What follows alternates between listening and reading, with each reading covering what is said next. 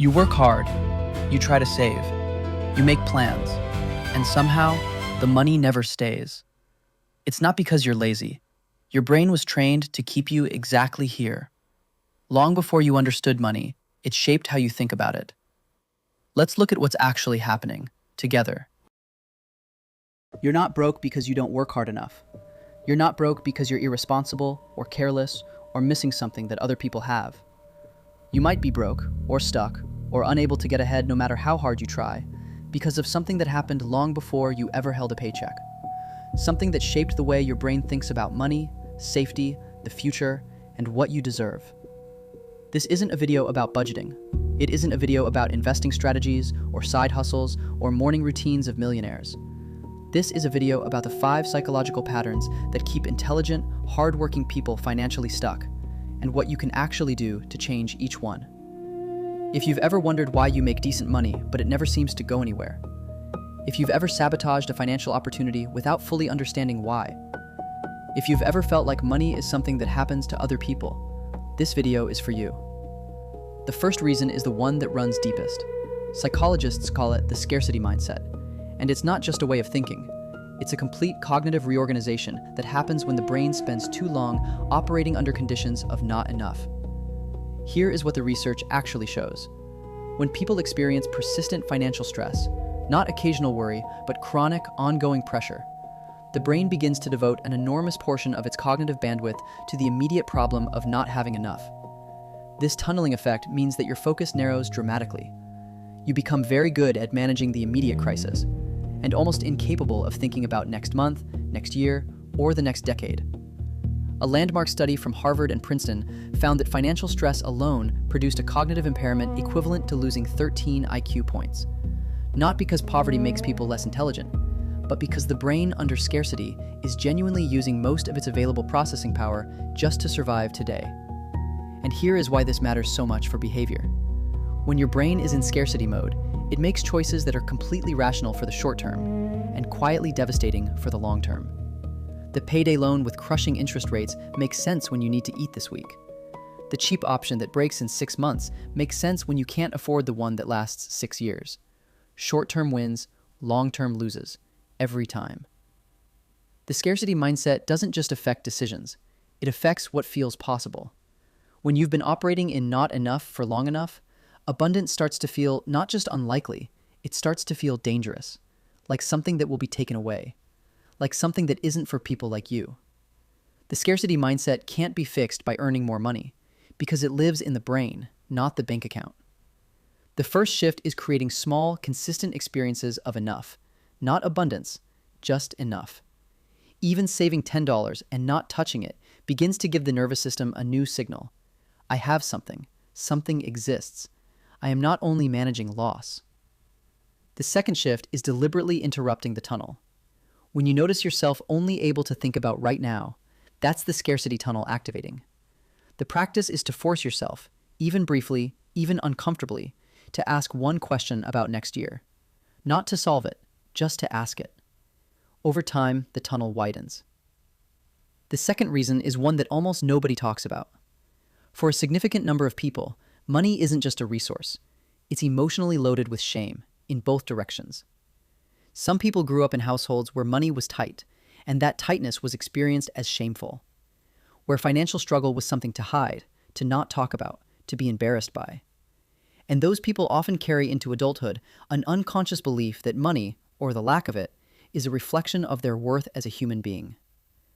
Others grew up in households where wanting money was seen as greedy or materialistic or somehow morally suspect, where people who had money were talked about with a kind of contempt. And those people often carry an unconscious belief that pursuing financial success means becoming someone they don't want to be.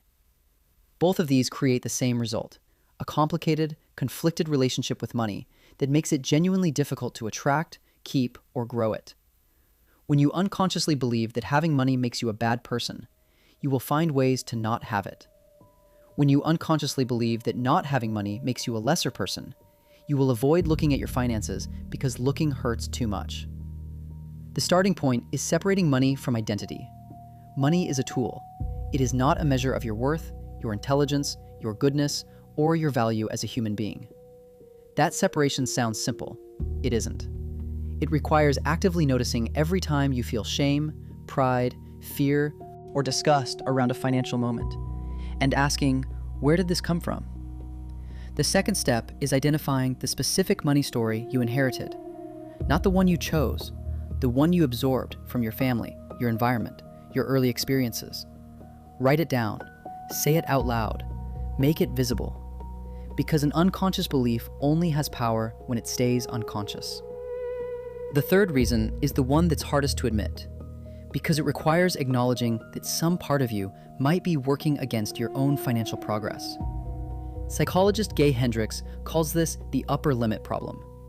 The idea is that each of us has an internal thermostat for how much success, abundance, and good fortune we feel we deserve.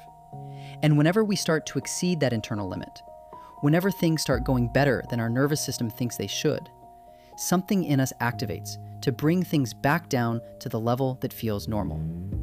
This can look like many things. You get a raise and immediately spend it all on things you don't really need. You start building real savings and then have an unexpected, expensive crisis that on closer examination was preventable. You get close to a financial breakthrough and then self-destruct the relationship or the opportunity or the situation that was making it possible. This isn't carelessness. It isn't bad luck. It is a nervous system that has decided that a certain level of financial reality is your normal, and that anything above it is unsafe. The first step is noticing the pattern. If you look back at your financial history and find a repeated pattern of getting close and then losing it, that is the upper limit in operation. Name it. See it clearly. The second step is slowly, consciously, raising the internal thermostat. This means sitting with the discomfort of things going well, not immediately finding a problem, letting the good things stay, telling yourself when things are going better, this is allowed. I am allowed to have this. The fourth reason is rooted in neuroscience. The human brain has two systems in constant competition when it comes to money. The first is the limbic system, the emotional, immediate, survival-focused part of the brain. It wants reward now. It is not interested in future gains. The second is the prefrontal cortex, the rational, planning, future-focused part. It understands compound interest. It can imagine next year. The problem is that these two systems don't have equal power. And under conditions of stress, fatigue, or emotional depletion, the limbic system almost always wins. Psychologists call this present bias, the tendency to dramatically overvalue what is available right now and dramatically undervalue what could be available in the future. And it's not a character flaw. It's a neurological reality. Your brain actually cannot feel the future the same way it feels the present. The coffee right now feels real. The retirement fund in 30 years feels theoretical. And for people who grew up in financial instability, where tomorrow was genuinely uncertain, where planning ahead was a luxury, present bias is even stronger. Because the nervous system learned, don't count on the future. Take what you can get right now. The future might not come. The key insight is that you cannot fight the limbic system with logic alone. What you can do is change the environment so that the future-oriented choice becomes easier than the immediate one. This is why automatic savings works so well. It removes the moment of choice entirely. There is no decision to override because the decision has already been made in advance by a calmer version of you. The second practice is making the future feel more real. Not abstractly saving money, but saving for this specific thing, this specific version of your life. The more vivid and concrete the future, the more real it feels to the limbic system, and the more willing it becomes to wait. The fifth reason is the deepest one, and in many ways it underlies all the others. Who do you think you are? Not philosophically, practically. When you imagine yourself at 45, at 50, at 60, what does that person look like financially? What does your gut say when you imagine yourself genuinely wealthy, genuinely stable, genuinely free from financial stress? For many people, the honest answer is, it doesn't feel like me. Not because they're not capable, but because the identity they built, the story they tell about who they are and what their life looks like was constructed in an environment that didn't include financial abundance. And identity is one of the most powerful forces in human psychology. We unconsciously make choices that are consistent with who we believe we are, and we unconsciously avoid choices that would require us to become someone different. This is why information alone doesn't change financial behavior. Most people who are financially stuck already know what they should be doing. They know they should save. They know they should invest. They know they should stop the spending pattern that isn't working. The knowledge is there. The change isn't happening because the change would require becoming a different kind of person. And that is terrifying in a way that has nothing to do with money. Identity change is not about motivation. It is not about deciding to be different. It is about taking small, repeated actions that give you evidence of a different identity. Every time you save something, even a small amount, you give yourself evidence that you are someone who saves. Every time you make a financial decision that aligns with where you want to be, rather than where you've been, you give yourself evidence of a new identity. The shift isn't, I want to be financially stable. The shift is, I am becoming someone for whom financial stability is normal. That difference sounds subtle. It is enormous. None of these 5 patterns are your fault. The scarcity mindset developed because you were in scarcity. The money shame was absorbed before you could choose what to absorb. The upper limit was set by an environment that defined your normal before you were old enough to question it. The present bias is wired into every human nervous system and amplified by instability. And the identity you built was built from the only materials you had at the time. None of it is your fault, and all of it is yours to change. Not overnight, not through willpower or motivation, or simply deciding to be different, but through understanding, which is what you now have more of. Through small, consistent actions that give your nervous system new evidence.